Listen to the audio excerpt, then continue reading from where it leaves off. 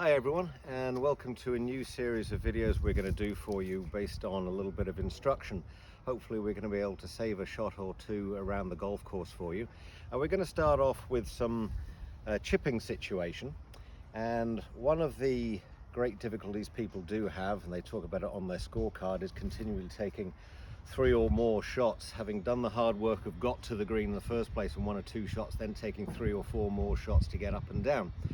We've got a situation here, and I want to talk about a particular specialist shot. We're at the back of the 12th green.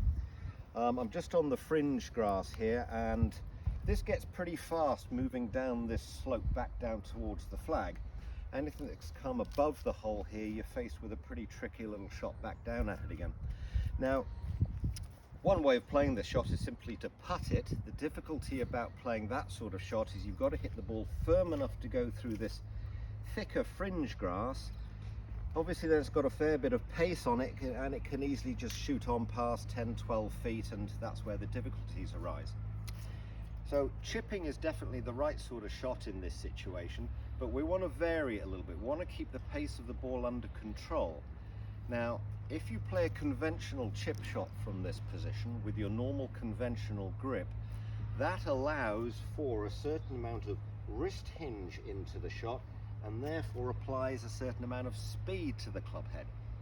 Also, if you're setting it up off the center of the club face, off the firing pin, that's the most powerful part of the club face, that adds pace to the shot.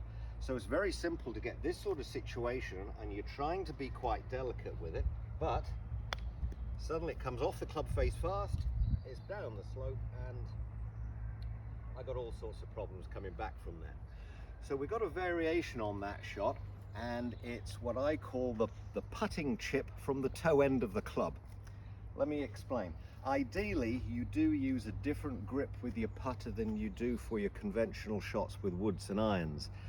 Your normal grip will allow for a certain amount of wrist hinge and forearm rotation, which creates speed in the swing.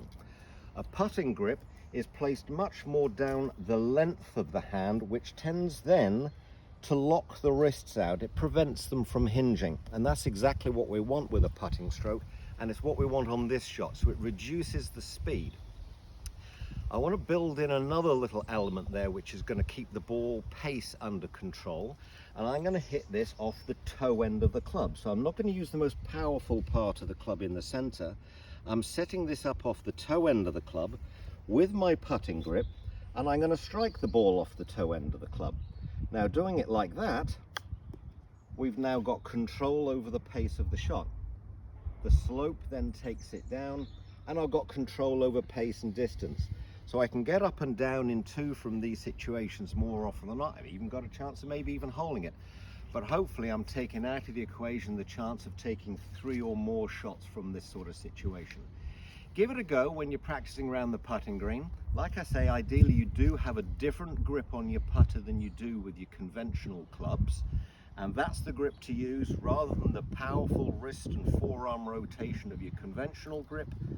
Much more down the length of the hands, brings the wrists up a little higher, and it deadens the stroke. Give it a whirl, see what you think.